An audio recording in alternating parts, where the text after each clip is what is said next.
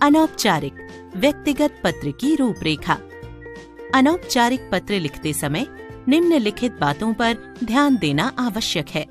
क 1 पत्र लिखने वाले का पता, 2 तिथि, 3 संबोधन संबंध के अनुरूप, 4 अभिवादन, ख पत्र की विषय वस्तु, ग समापन।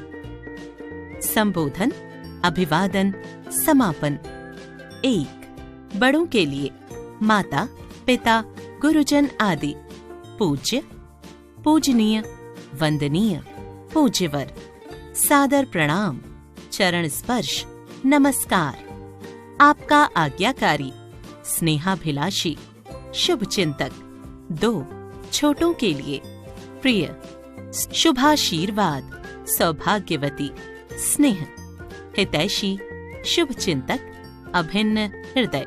3 मित्र, प्रियवर, स्नेह, मधुर स्मृति, तुम्हारा अभिन्न मित्र।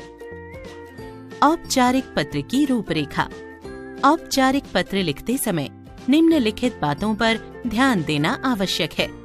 क 1 पत्र प्राप्त करने वाले अधिकारी की उपाधि व पता, 2 तिथि, 3 विषय, 4 अभिवादन, ख पत्र की विषय वस्तु, ग समापन। संबोधन, अभिवादन, समापन। पत्र प्राप्त करने वाले अधिकारी की उपाधि, अध्यक्ष, संपादक, प्रधानाचार्य, पोस्टमास्टर, माननीय, महोदय, श्रीमान, मान्यवर। भवदीय, भवदीया, प्रार्थी, निवेदक। औपचारिक पत्र, फॉर्मल लेटर्स। 1 अपने विद्यालय के प्रधानाचार्य को स्थानांतरण एवं चरित्र प्रमाण पत्र लेने के लिए प्रार्थना पत्र लिखिए। सेवा में श्रीयुत प्रधानाचार्य जी, राम स्वरूप विद्या मंदिर, दिल्ली। दिनांक 30 अप्रैल 2023। विषय, स्थानांतरण एवं चरित्र प्रमाण पत्र प्राप्त करने हेतु। महोदय, सविनय निवेदन यह है कि मैं आपके विद्यालय की कक्षा 8वीं ब का छात्र हूँ। मेरे पिताजी श्रम शक्ति भवन में अधिकारी हैं। उनका स्थानांतरण पुणे हो गया है, जिस कारण हमारा पूरा परिवार पुणे स्थानांतरित हो रहा है। अतः मुझे भी यह विद्यालय छोड़ना पड़ेगा तथा पुणे में ही किसी विद्यालय में अपनी आगे की पढ़ाई पूरी करनी होगी। मेरी आपसे यह विनम्र प्रार्थना है कि आप मुझे स्थानांतरण एवं चरित्र प्रमाण पत्र प्रदान करें ताकि मैं जल्द से जल्द वहां प्रवेश ले सकूं। आपसे अनुरोध है कि चरित्र प्रमाण पत्र में उन उपलब्धियों का भी विवरण दें जो इस विद्यालय में मेरे द्वारा प्राप्त की गईं, जिससे कि पुणे के किसी भी विद्यालय में प्रवेश पाने में मुझे आसानी हो। धन्यवाद। आपका आज्ञाकारी शिष्य बलराम महतो, कक्षा 8ब, अनुक्रमांक 18। 2 अपने विद्यालय की प्रधानाचार्या को सायंकाल में खेलों के प्रशिक्षण की सुविधा का प्रबंध करवाने के लिए प्रार्थना पत्र लिखिए। सेवा में प्रधानाचार्य जी, ज्ञान सागर विद्यापीठ, पानीपत। दिनांक 24 अक्टूबर 2023। विषय, विद्यालय में सायंकाल के समय खेलों के प्रशिक्षण की सुविधा का प्रबंध करवाने हेतु।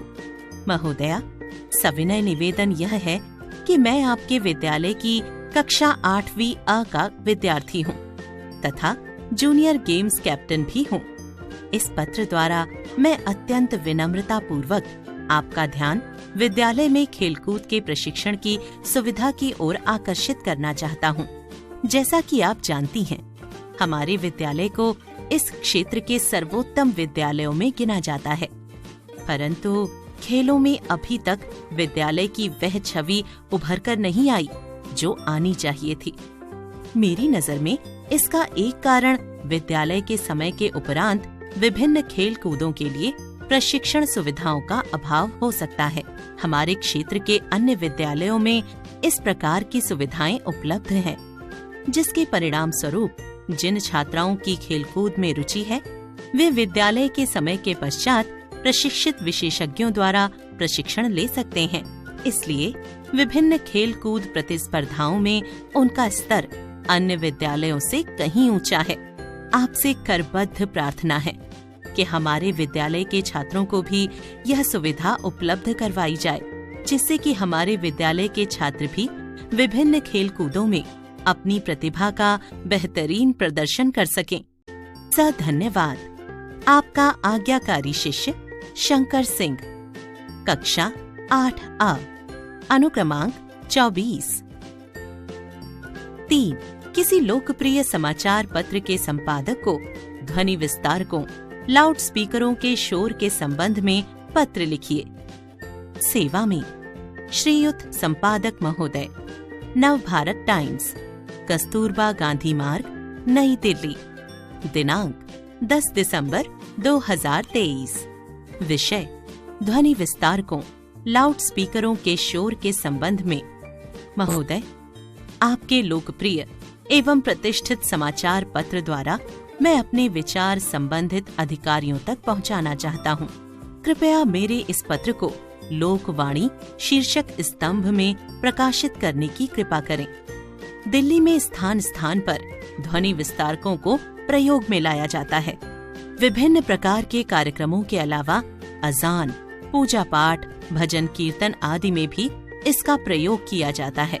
समस्या तब उत्पन्न होती है जब इनका प्रयोग देर रात तक या तड़के सुबह किया जाता है।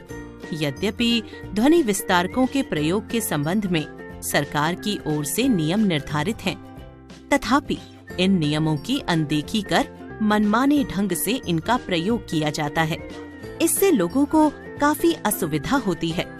विशेषकर विद्यार्थियों की पढ़ाई पर इसका बहुत अधिक दुष्प्रभाव पड़ता है। संबंधित अधिकारियों से अनुरोध है कि वे ध्वनि विस्तारकों से संबंधित नियमों का सख्ती से पालन करवाने के संबंध में आवश्यक कार्यवाही करें। धन्यवाद। भवदीय कृष्ण स्वामी, कुसुम भवन, मीरा बाग, नई दिल्ली। 4. बस कर्मचारी के अशिष्ट व्यवहार की शिकायत करते हुए दिल्ली परिवहन निगम के प्रबंधक को पत्र लिखिए। 21. रानी बाग, नई दिल्ली, 27 फरवरी 2023। सेवा में प्रबंधक, दिल्ली परिवहन निगम, सिंधिया हाउस, नई दिल्ली। विषय बस कर्मचारी के अशिष्ट व्यवहार की शिकायत के संबंध में। महोदय, मैं प्रतिदिन रूट नंबर 957 की बस से कर्मपुरा से सिंधिया हाउस आता जाता हूँ। इस बस का नंबर है DLY 7021। इसके चालक का नाम घनश्याम और कंडक्टर का नाम राजेश है। ये दोनों ही यात्रियों से अभद्र व्यवहार करते हैं। बस को स्टैंड पर ना रोककर आगे पीछे रोकते हैं। यह भी नहीं देखते कि यात्री चढ़ पाए हैं या नहीं। आगे बढ़ने की होड़ में वे बस चला देते हैं, जिससे दुर्घटना होने की संभावना बनी रहती है। आए दिन कंडक्टर पैसों को लेकर यात्रियों से झगड़ता है। बकाया वापस मांगने पर आनाकानी करता है। यदि कोई कुछ कहे तो गाली गलौज पर उतारू हो जाता है। आपसे निवेदन है कि आप इस संबंध में छानबीन कर उनके विरुद्ध उचित अनुशासनात्मक कार्यवाही करें, जिससे भविष्य में उनके व्यवहार में सुधार आए तथा हम यात्रियों को भी असुविधा का सामना न करना पड़े।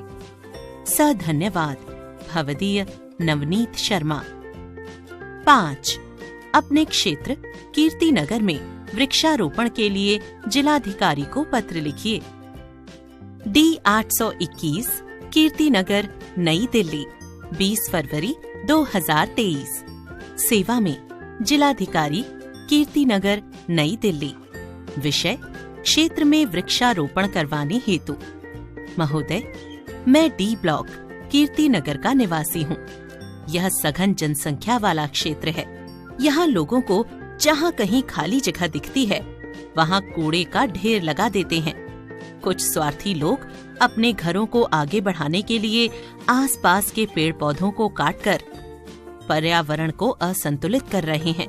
अतः आपसे निवेदन है कि आप इस संबंध में पूर्ण जानकारी प्राप्त कर उचित एवं ठोस कदम उठाएं, जिससे पेड़ काटने वालों पर लगाम लग सके और भविष्य में वे कभी ऐसा न कर सकें। आपसे अनुरोध है कि हमारी कॉलोनी में जल्द से जल्द नए वृक्ष लगवाएं, जिससे यहाँ के लोग स्वच्छ वातावरण में सांस ले सकें। धन्यवाद। भवदीय अमिता ग्रोवर। अनौपचारिक पत्र, इनफॉर्मल लेटर्स। 1. अपनी बड़ी बहन को जीवन की भावी योजनाओं के बारे में बताते हुए पत्र लिखिए।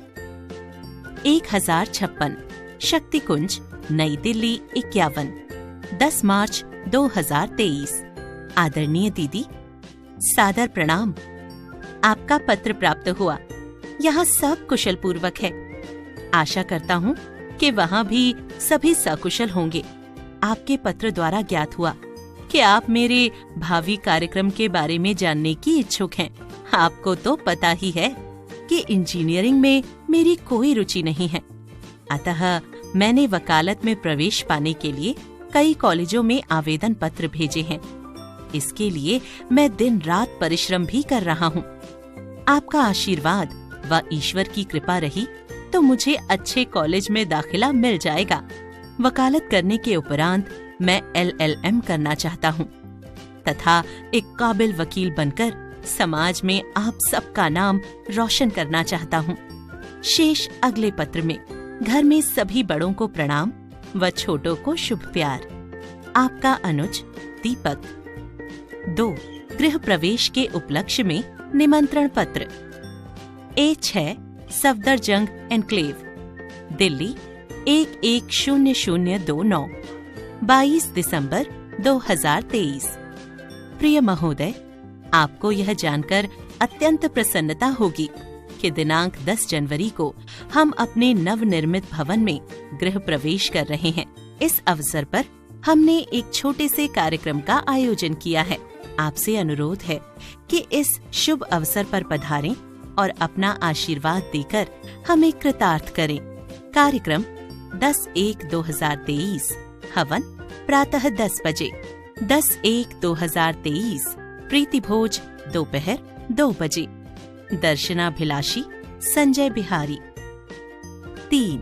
विदेश यात्रा पर जाने वाले मित्र की मंगलमय यात्रा की कामना करते हुए उसे पत्र लिखिए। C25 ग्रीन पार्क, नई दिल्ली 16 फरवरी 2023। प्रिय विनीत, सप्रेम नमस्ते। तुम्हारा पत्र मिला। पढ़कर प्रसन्नता हुई कि इंडोनेशिया भ्रमण के लिए जिन 10 योग्य छात्रों को चुना गया है उनमें तुम्हारा भी नाम है। बचपन से ही तुम्हारी विदेश भ्रमण की इच्छा थी। मुझे खुशी है कि तुम्हारी यह इच्छा पूर्ण होने जा रही है। यह यात्रा तुम्हारे लिए एक चिरस्मरणीय अनुभव होगी। न सिर्फ तुम्हें भ्रमण का मौका मिलेगा, बल्कि वहाँ के लोगों से मिलकर उनके रीति रिवाज आदि जानने का भी अवसर प्राप्त होगा। मित्र, ऐसे अनुभव ही तो जीवन की वास्तविक पूंजी होते हैं। इस विदेश यात्रा के लिए मेरी शुभकामनाएं तुम्हारे साथ हैं।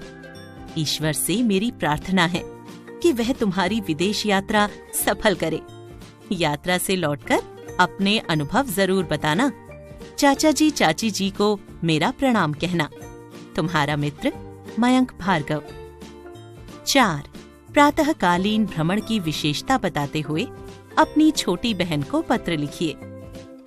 13/22 नेहरू विहार, नई दिल्ली 110054, 16 जनवरी 2023। प्रिय नेहा, कल ही माँ ने मुझे तुम्हारे पत्र के विषय में बताया कि तुम्हारी तबीयत ठीक नहीं है और तुम इस बार कक्षा की परीक्षा देने में असमर्थ हो। प्रिय बहन, शायद तुम इस बात को भूल गई कि बिना स्वस्थ शरीर के कुछ भी संभव नहीं। वहाँ छात्रावास में तो तुम्हें अपना ध्यान स्वयं ही रखना होगा। अच्छे स्वास्थ्य के बिना तुम पढ़ाई में भी ध्यान नहीं लगा पाओगी। पढ़ाई के साथ साथ कुछ समय तुम्हें व्यायाम को भी देना चाहिए। अगर ये संभव नहीं तो तुम प्रातःकालीन भ्रमण के लिए जा ही सकती हो। इससे तुम पूरा दिन प्रसन्नता पूर्वक व्यतीत कर सकोगी तथा सुबह की ताजी हवा तुम्हारे मन एवं मस्तिष्क दोनों को चुस्त व ताजा रखेगी। इससे तुम्हारा स्वास्थ्य भी ठीक रहेगा। आज समय के अभाव के कारण जहाँ मनुष्य व्यायाम आदि नहीं कर पाता, तब प्रातःकालीन भ्रमण व निर्धारित समय पर भोजन ही हमें बेहतर स्वास्थ्य प्रदान कर सकता है। मुझे आशा है कि तुम मेरी बात पर ध्यान दोगी एवं अपने स्वास्थ्य का ध्यान रखते हुए अपनी दिनचर्या में प्रातःकालीन भ्रमण को शामिल करोगी। तुम्हारा भाई अमरीश। 5. छात्रावास से पिताजी को पत्र लिखिए जिसमें उनसे रुपए भेजने के लिए निवेदन किया गया हो।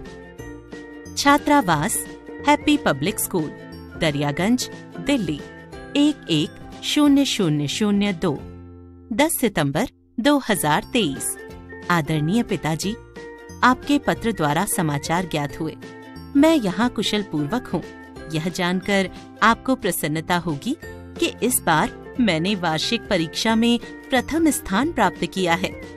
अब मैं 8वीं कक्षा में आ गई हूँ, अतः नई कक्षा के लिए कॉपियाँ, पुस्तकें तथा ड्रेस खरीदनी है।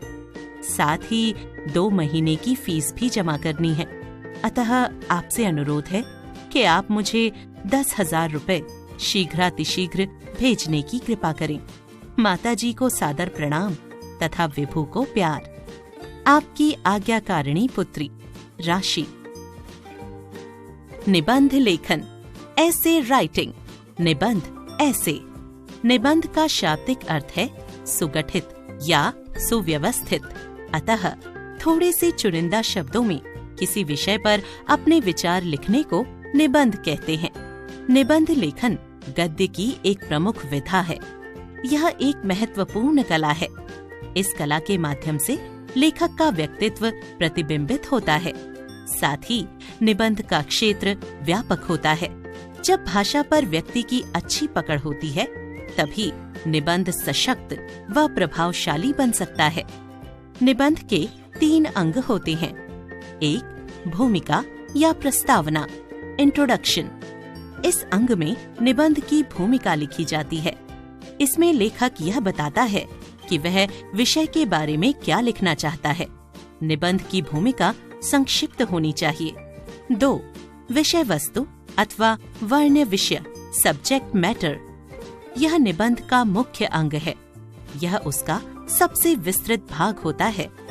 इसमें लेखक उस विषय पर अपने विचार सुगठित रूप में प्रस्तुत करता है। 3. उपसंहार अथवा समापन, कंक्लूजन। यह निबंध का अंतिम भाग है। उपसंहार सारगर्भित एवं उद्देश्यपरक होना चाहिए। आदर्श निबंध की विशेषताएं। निबंध भूमिका, विषय वस्तु विस्तार व उपसंहार में विभाजित होता है। निबंध पर लिखने वाले के व्यक्तित्व की छाप होती है। निबंध का आकार छोटा होता है। निबंध के अनुच्छेदों में तारतम्यता होती है।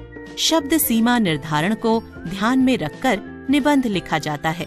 उपसंहारात्मक अनुच्छेदों में सारांश को समाहित किया जाता है। लाक्षणिक प्रयोगों द्वारा निबंध रोचक व जीवंत बनता है। विराम चिन्हों का सम्यक प्रयोग अनिवार्य है। निबंध के प्रकार। निबंध कई प्रकार के होते हैं। 1. वर्णनात्मक निबंध, डिस्क्रिप्टिव ऐसे। 2. विवरणात्मक निबंध, नरेटिव ऐसे। 3. विचारात्मक निबंध, रिफ्लेक्टिव ऐसे। 4. भावात्मक निबंध, इमोशनल ऐसे। किसी भी विषय पर निबंध लिखने से पूर्व उस पर स्वयं चिंतन करना चाहिए। निबंध लेखन अभ्यास से निखरता है।